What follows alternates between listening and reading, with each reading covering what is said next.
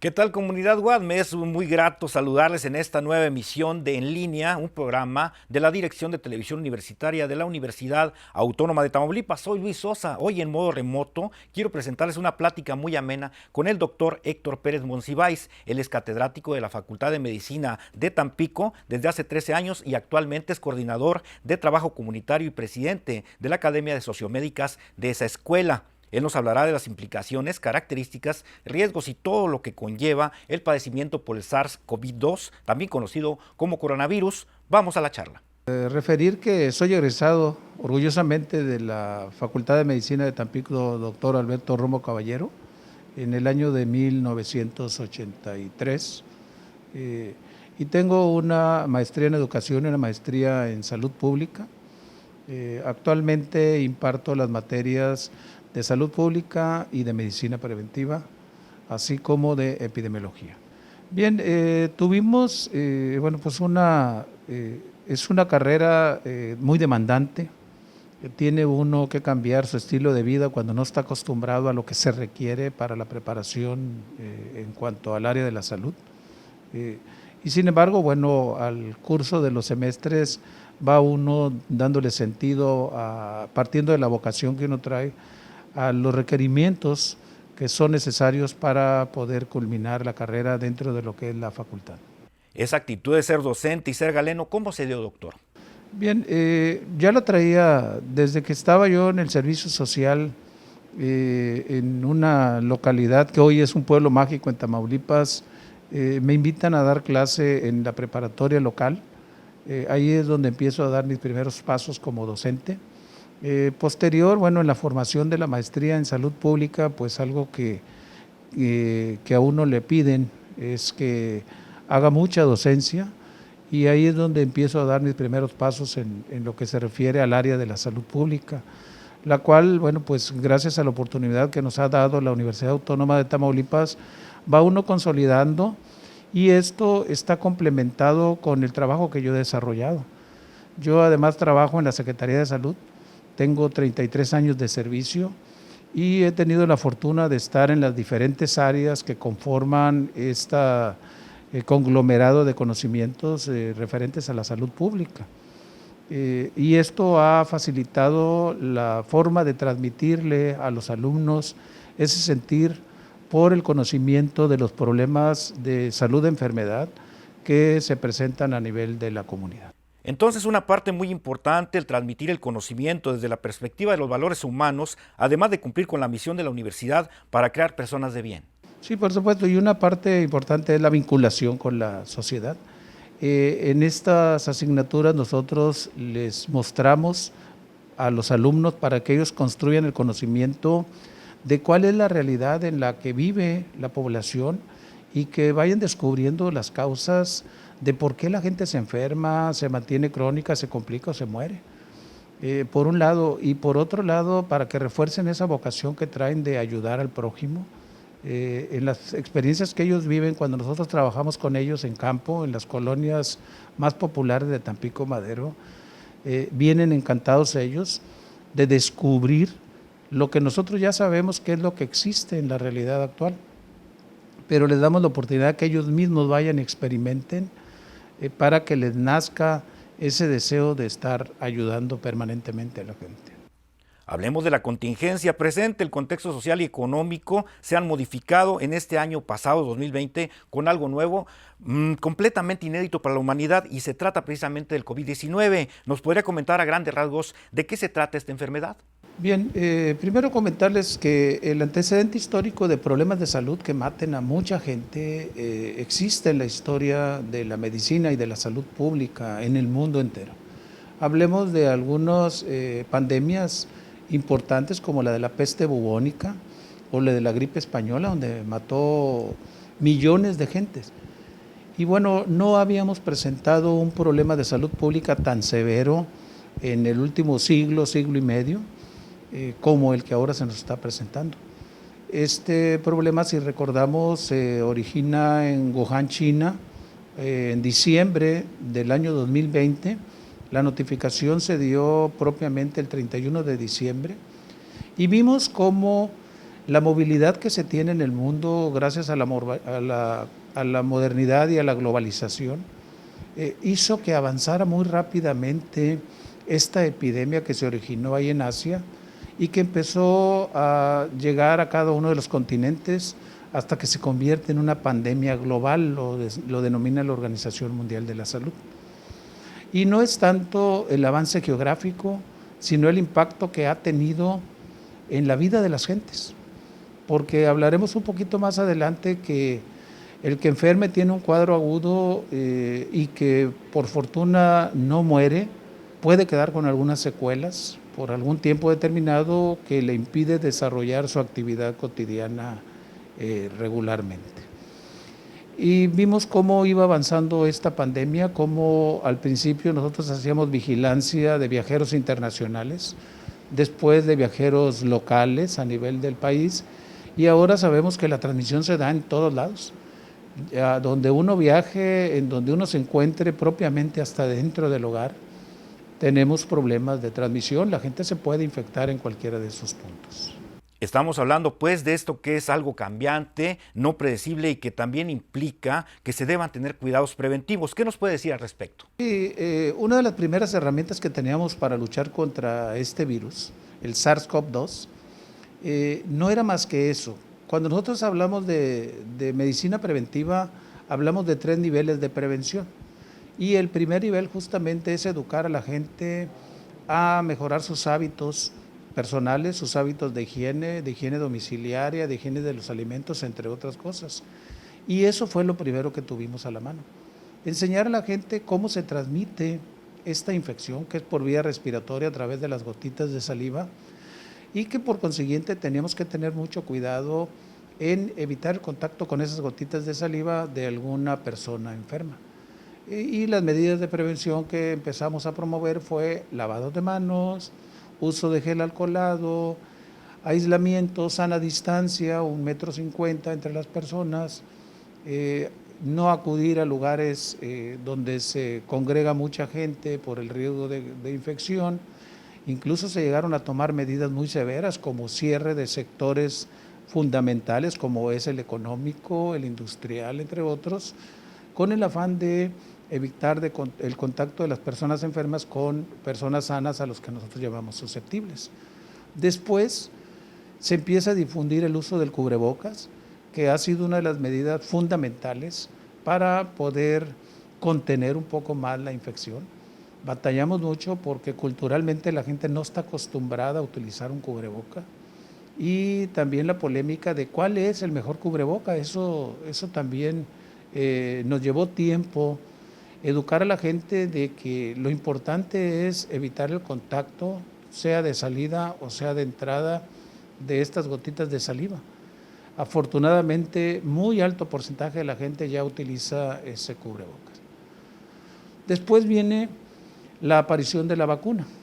Recordemos que en el mundo la primera vacuna que se aplicó fue el 24 de diciembre del 2020, y a partir de ahí se empezó a dispersar a muchos países, sobre todo los países que tenían la capacidad económica de poder adquirir los biológicos, y esto ha ido ayudando paulatinamente a disminuir el número de contactos de enfermos del padecimiento. Estamos en la plática con el doctor Héctor Pérez Monsiváis. Hablamos de las características del coronavirus, sus implicaciones y cuidados preventivos. No se vayan, sigan con TV Watt. Estamos en su programa en línea. Regresamos después del corte.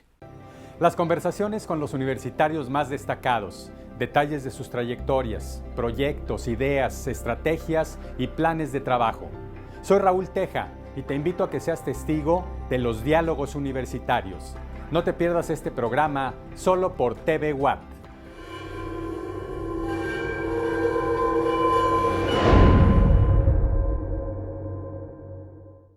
Conoce los avances en materia de investigación de la Universidad Autónoma de Tamaulipas a través de periodismo científico. Yo soy Eliet Coronado y te invito a que nos acompañes a ver de cerca el trabajo de investigación y la producción de conocimiento de nuestra universidad. Periodismo científico solo por TV Watt. Ya de regreso estamos en su programa en línea. Doctor, nos gustaría que nos hablara acerca de la sintomatología de la enfermedad causada por el coronavirus. Muy bien, antes de entrar en este tema de la sintomatología, quiero recalcar un punto. La suma de las medidas preventivas y de la vacuna nos debe de dar mejores resultados. Desafortunadamente la gente cree que una vez siendo vacunados ya puede relajar las medidas de prevención. Eso es muy fundamental, la gente lo debe de entender, para ir sumando factores que impidan al virus que se transmita de persona a persona. ¿Cuáles son los síntomas más típicos de la enfermedad? Bueno, como todo padecimiento epidémico, el virus puede ir cambiando, mutando y salen nuevas variantes. Así la sintomatología puede ir cambiando. Los síntomas que se presentaron en los primeros casos allá por el mes de marzo del 2020 en nuestra zona de Tampico y Madero son muy diferentes a los de este momento. Ahorita le decimos a la gente que si tiene un solo síntoma, eso para nosotros es sospecha de que puede tener la enfermedad. Y los síntomas van desde dolor de cabeza, fiebre, tos, dolor de pecho, cansancio, se le va el olor o el sabor, entre otros. Hay síntomas que nos indican que hay algún problema de gravedad, sobre todo la dificultad respiratoria y el dolor de pecho. Estos son los síntomas clásicos, pero ahorita se han sumado algunos otros, como el catarro, el dolor de garganta. Nosotros damos la indicación a la gente que presente alguno de estos síntomas, con uno solo, que acuda por favor a la consulta médica, porque seguramente es coronavirus. Recordemos que la transmisión se está dando en todos lados, en todos niveles. Bien, si hablamos de las variantes del COVID-19, ¿qué nos podría decir? Bien, lo mencionaba hace un momento. El primer SARS-CoV-2, o el que llamamos originario o virus salvaje, vamos a llamarlo así, este dio una característica a la enfermedad. Como nadie tenía una sola defensa y no había otras medidas, pues obviamente ocasionó una cantidad de muertes en un tiempo bastante corto. Para nuestra zona, los meses de julio y agosto del 2020 fueron fatales. Situación que se repitió en esta tercera ola durante el mes de agosto en nuestro país. De este virus salvaje se han ido haciendo réplicas o multiplicaciones de virus que han dado origen a otro tipo de cepas, como es la beta, la delta, la alfa, la gamma y la lambda. ¿Qué características puede tener cada una de estas variantes? Bueno, solamente explicarles de qué se trata. Cuando llega el virus al sistema respiratorio de una persona, lo que tiene que hacer es empezarse a multiplicar hasta llegar a un número en donde va a empezar a generar la sintomatología. Pero esa multiplicación, las copias no son fieles a la original. Algunas de ellas pueden ir teniendo cierta modificación que a lo mejor no va a ser trascendente. Pero si esta multiplicación o replicación, como nosotros le llamamos, tiene alguna variante que a lo mejor puede hacerla más infectante, como el caso de la cepa delta, en donde más rápidamente se contagia la gente. Y hemos tenido ejemplo de alguna otra que los síntomas son más graves. Esas son las dos características, que se transmite más rápidamente o que puede producir más efectos de gravedad. Entonces se han ido multiplicando, replicando este virus y salen estas variantes. Esta que está circulando, la delta, es la que nos ha dado con mucha fuerza la transmisión y la sintomatología de los últimos 3 meses. Y estas variantes tienen mucho que ver con la creación de las vacunas. Se habla mucho de que tal o cual vacuna no sirve para determinada variante. Aquí lo importante es de que la gente se vacune, ¿sí?, para que le dé ese nivel de protección y que el organismo desarrolle sus propias defensas. Perfecto, doctor. Acerca de las pruebas más confiables para detectar el coronavirus, ¿cuáles son estas? Algo que hemos ido aprendiendo y que se ha estado generando esta enfermedad nos ha dado El aprendizaje. Hemos tenido una curva de aprendizaje muy difícil, con muchos enfermos y con muchas defunciones. El caso de las pruebas diagnósticas no es la excepción. Existen dos tipos de pruebas que nosotros podemos utilizar dependiendo de que si la persona tiene síntomas o está asintomática. También tiene mucho que ver con lo que mencionaba hace un momento. Se conoce que el periodo desde que entra al sistema respiratorio alto hasta que se multiplica, el periodo de días suma hasta 7 días, pero puede ser hasta 14. Y esto tiene mucho que ver con qué tipo de prueba vamos a realizar. Dos de las más comunes, de las que más utilizamos en nuestro país, es la PCR. Esa prueba se va a llevar a cabo cuando el paciente tuvo contacto con algún enfermo, aunque no haya desarrollado los síntomas. Pero la tenemos que llevar a cabo a partir del 4.º día de haber tenido contacto o haber iniciado con los síntomas. Porque si se la hacemos antes de ese 4.º día, seguramente no se ha multiplicado tanto en el sistema respiratorio y el ensayo clínico, la prueba de laboratorio, no la va a detectar todavía y nos va a dar falsos negativos. Y la otra prueba es la que llamamos inmunológica. Ya es una prueba general que nos va a decir si la persona está cursando actualmente con la infección o ya pasó la infección, pero sí cursó con ella. Entonces, esos son los dos tipos de prueba. Generalmente esta prueba la hacemos a las personas cuando tiene sintomatología. ¿Qué les parece si vamos a un corte y enseguida regresamos con el programa que vemos y actualmente estamos hablando de las características de la enfermedad causada por el coronavirus? No tardamos. Conoce los avances en materia de investigación de la Universidad Autónoma de Tamaulipas a través de periodismo científico. Yo soy Eliet Coronado y te invito a que nos acompañes a ver de cerca el trabajo de investigación y la producción de conocimiento de nuestra universidad. Periodismo científico solo por TV Watt.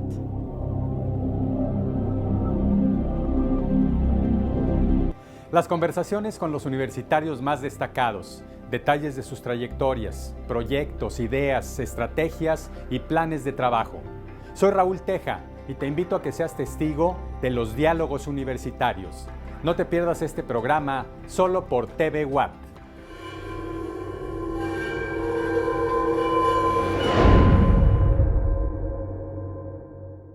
Volvemos a la pantalla, aquí en su programa en línea, continuamos con el tema de coronavirus, sus secuelas y cómo prevenirlo. Excelente, entonces ahora doctor, me gustaría que nos hable de las secuelas de esta enfermedad. Algo que aún está en fase de investigación es qué es lo que pasa con aquel enfermo que cursó en la fase aguda del padecimiento, de los síntomas que ya platicamos. Mucha gente sigue quejándose de algunas molestias, de algunos malestares que se le presentan inclusive 4, 6, 8 y hasta 12 semanas después de haber cursado con el cuadro agudo.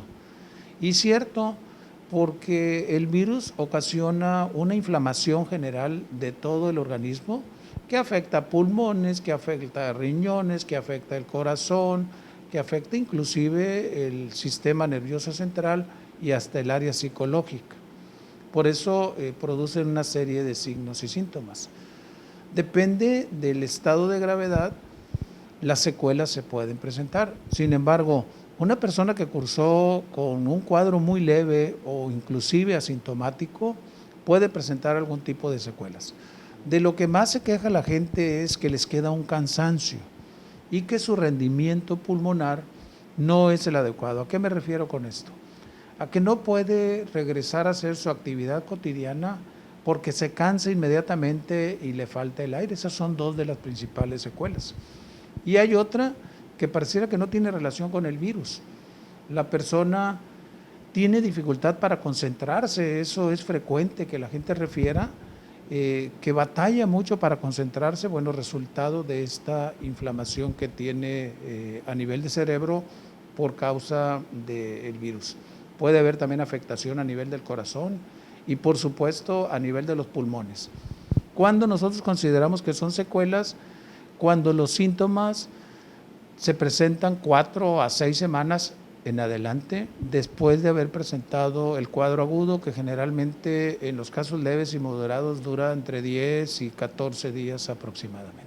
Ahora, doctor, si hablamos de los riesgos de las vacunas, ¿qué hay al respecto? Bien, existen en México actualmente 7 tipos de vacuna.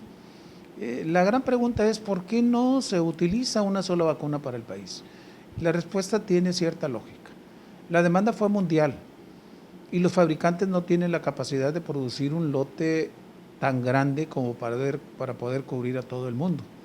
Entonces se empezó a echar mano de todas las vacunas que existieran en el mercado. Por fortuna, en nuestro país existió la posibilidad de comprar algunas, de que fueran donadas otras, y por eso hay la diversidad de biológicos que se están aplicando en las diferentes regiones del país.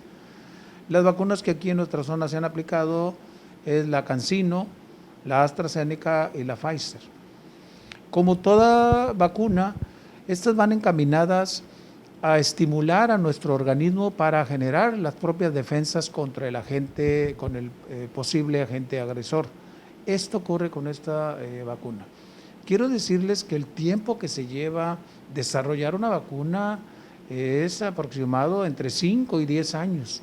Cuando esta fabricación de vacuna, investigación y desarrollo de estas vacunas tuvo un tiempo aproximado de 8 a 10 meses solamente, pero la situación de la pandemia no era para menos, entonces se han estado utilizando estos biológicos y todavía aprendiéndose de los efectos secundarios. Los efectos de esta vacuna son muy similares a los que puede presentar cualquier otro biológico que se aplica vía intramuscular, que puede ser fiebre, puede ser dolor de cabeza, puede ser dolor local o endurecimiento donde se aplicó la vacuna. En el caso del COVID hay otros efectos secundarios que nosotros en la experiencia hemos detectado, que ha habido algunas crisis de ansiedad no propiamente relacionadas con la vacuna o crisis hipertensivas igual por el estado de estrés que la persona puede vivir. Y estas vacunas, bueno, deben de cumplirse el esquema. Hay unas que solamente es una dosis y hay otras que tienen 2 dosis que hay que aplicarse. El promedio de las dosis en el caso de la Pfizer es de 21 a 42 días entre la primera y la segunda dosis. Si no se aplican el esquema completo, entonces el desarrollo de las defensas, así como lo menciono, va a quedar de manera incompleta. Y lo que todavía no se conoce bien a bien es cuánto tiempo va a durar el efecto de la vacuna. Se estima que sea 9 meses, sin embargo, recordemos que la primera vacuna aplicada en el mundo fue el 24 de diciembre. Justo vamos a cumplir 9 meses en unos cuantos días y es cuando se están haciendo evaluaciones ya para ver en qué momento se va a aplicar el refuerzo, como sucede con la vacuna de la influenza, de que cada año, cada 12 meses hay que estar aplicando este refuerzo. La vacuna protege, por supuesto que sí protege, pero yo decía hace un momento que la vacuna no va a venir a resolver todo el problema de la transmisión de la enfermedad. Tenemos que seguir sumando las medidas de prevención. ¿Y cuánto debe de pasar? Bueno, pues deben de pasar al menos 2 semanas después de haberse aplicado la segunda dosis en aquellas vacunas que así está estructurado su esquema, para poder estar seguros que ya desarrollaron esas defensas. Entonces aquí aplica la cuestión es seguirnos cuidando o seguir observando las reglas que van a permitir que no nos contagiemos. Coméntenos de esto. Uno de los errores que desafortunadamente se han cometido en el mundo es de que confiamos totalmente en la aplicación del biológico. Por supuesto que tiene su utilidad y de muy alto grado, pero debemos de seguir con las medidas de prevención de manera permanente y no solamente focalizadas. Una de las medidas de prevención que más ha reflejado beneficios es el uso del cubrebocas. Ese no lo debemos de dejar de utilizar. Evitar sitios donde concurra mucha gente, utilizar el gel alcoholado, lavarse las manos cuantas veces sea necesaria durante el día, guardar la sana distancia. Y una de las últimas recomendaciones en esta tercera ola que se ha presentado es, ante la menor sospecha de algún signo o síntoma que te haga pensar que puedes tener coronavirus, hay que acudir al médico, aislarse y enseguida acudir a que lo valore un médico para que, si así considera pertinente, le hagan la prueba correspondiente diagnóstico.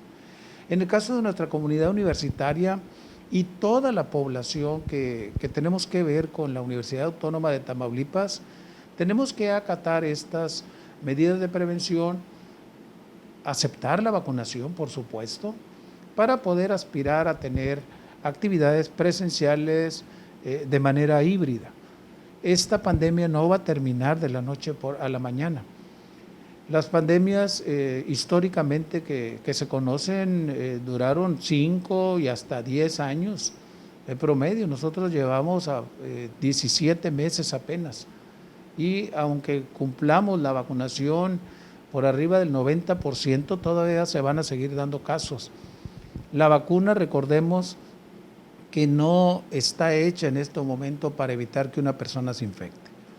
Está hecha para evitar que una persona se complique y que vaya a parar al hospital. Entonces, no es toda la protección para prevenir la infección. Para prevenir la infección y el contagio tenemos que seguir utilizando las medidas correspondientes. Y hacia el interior de nuestras facultades y escuelas tendríamos que establecer los protocolos que a través del Comité de Seguridad Escolar ya existen, pero vigilar que esta aplicación de protocolos sea muy dinámica. El hecho de lograr el distintivo de escuela segura no es solamente el papel, es el compromiso que tenemos para que todos, el personal docente, el personal directivo, el personal de servicios generales, los estudiantes, los padres de familia, tomemos una corresponsabilidad para evitar que nuestros centros de estudio se convierta en una fuente de contagio. Para tal fin ya existen lineamientos específicos y se está trabajando de manera individual con cada una de las escuelas y facultades de la Universidad Autónoma de Tamaulipas para que en el momento en el que el semáforo epidemiológico nos indique que podemos regresar a clases de manera híbrida, además de que todo el personal, toda la comunidad universitaria esté vacunada, que podamos estar seguros de que la transmisión no se va a dar en nuestros planteles. Pues qué decirles, público conocedor que sigue nuestras transmisiones, programas especiales y por supuesto la producción que semana a semana tenemos en la Dirección de Televisión Universitaria para todos ustedes. Agradezco la participación del doctor Héctor Pérez Monsiváis, él es catedrático de la Universidad Autónoma de Tamaulipas. A usted por estar con nosotros en sintonía, me despido. Soy Luis Sosa, no sin antes que salga del cuadro, quiero invitarlos a que se suscriban, den like y sigan todas las producciones de TV Watt. Estamos en redes sociales como TV Watt. Los esperamos, sigan al pendiente, estamos en línea. Muchas gracias, hasta la próxima.